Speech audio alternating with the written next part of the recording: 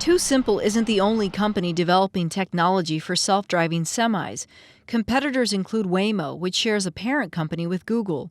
In the Phoenix Metro, it tests self-driving trucks and has a depot in Chandler that houses a fleet of self-driving taxis.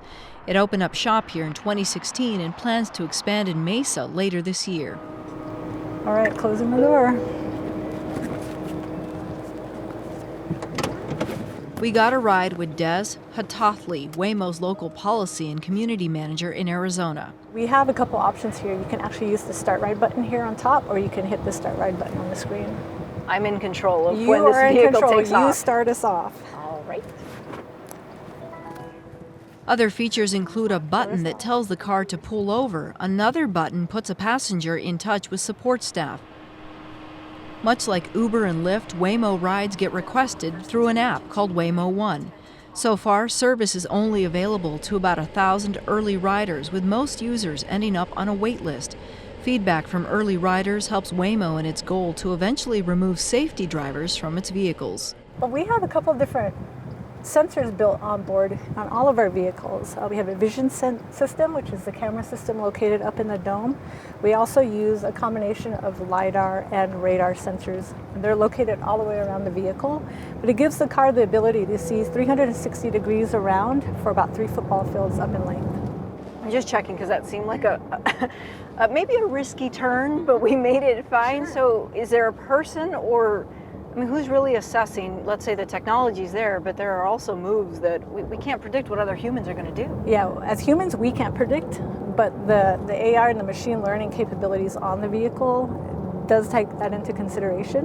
What about in those extreme circumstances where somebody does something that no one is expecting, but it just happens? How quickly can this vehicle respond by maybe stopping or swerving if it has to? Well, it takes those types of things into account. And again, we are still in a testing phase right now. So it still is trying to learn and trying to react. Testing of autonomous vehicles in Arizona came under national scrutiny in March of last year when a self-driving car belonging to Uber hit and killed a woman walking her bike across a street in Tempe. Federal investigators found Uber had disabled emergency braking while cars were in self-drive mode and instead relied on backup drivers to intervene. The backup driver in this accident did not react in time. Arizona suspended Uber's right to test self-driving cars in the state. Waymo has never experienced a situation as severe, but the company knows incidents like it can stoke skepticism that it must overcome regardless. How do you sell the public when they're so critical of technology taking over things that we as humans do every single day?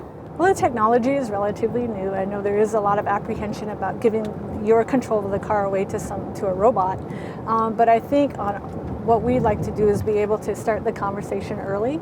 So before we come into a city, we like to be able to sit down with local leadership, also with law enforcement, and anybody who's a stakeholder we want to identify and then really educate. Take that time to educate them about the technology, but then also answer a lot of questions that might come out of that. Community stakeholders include the East Valley Partnership, an organization focused on promoting economic development in the Phoenix Metro's eastern region. President Denny Barney explained the group's support for Waymo. There will undoubtedly be taxi cab drivers and Uber and Lyft drivers who are sitting at home and saying, what about me? Yeah. What do you say to them? Well, that's a fair question. Ultimately, as you look at the role of the PHX East Valley Partnership, and that's the organization that I'm associated with, we're all about jobs. Certainly, we like high-paying jobs that focus on technology, advanced manufacturing, fintech, and other jobs that will be more insulated with the ups and downs of economic cycles. But every high-paying job brings with it a secondary and tertiary job. Our feeling is simply this. This is the evolution of transportation. It's happening right here in the East Valley. The way we move people, the way we move goods is going to change dramatically in our lifetimes. How are you going about sort of balancing your relationship with Waymo and listening to the community? Frankly, we haven't heard a tremendous amount of concern from the community, to be clear. There are those that are concerned, there are those that don't understand. But what we've seen is on the other hand, we've seen a community that has embraced technologies like Waymo. And they're saying, hey, we want to be the hotbed for innovation. We want to be ground zero for autonomous vehicle testing. Things are going to change, and we can either change appropriately with the world around us, or we can sit back and watch it move beyond us. And that's not what we're going to do. And I think this community has chosen generally at a very high level to embrace the Waymo type businesses because they believe in the value that they bring to our community. Why do this versus getting in a car with a person and going where you need to go?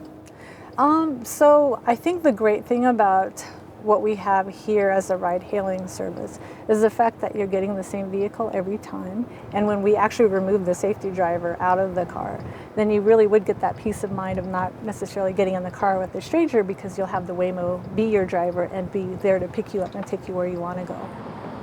After our ride ended, we returned to Waymo's depot, and our conversation turned to the company's plans for growth in Arizona.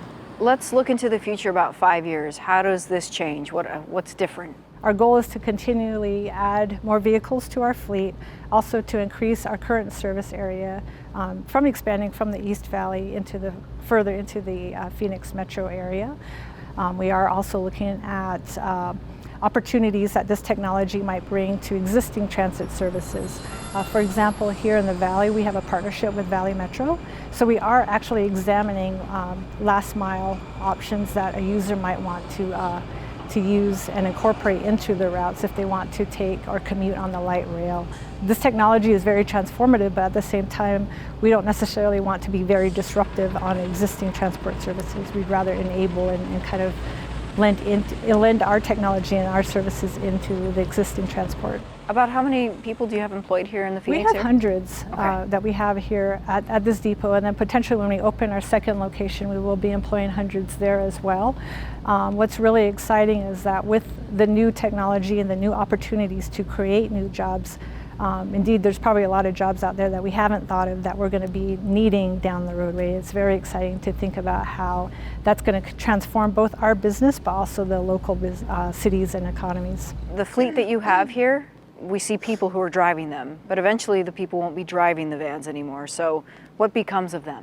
A majority of our drivers here, and I'm a good example of that as well. As a former driver, I've transitioned into a new role. And we also have other drivers on the team that have moved to technical operations or some of our other support teams. So with this new technology, there are a lot of opportunities that could be gained. We're still very much in the early process of rolling this technology out, but the opportunities are going to be there.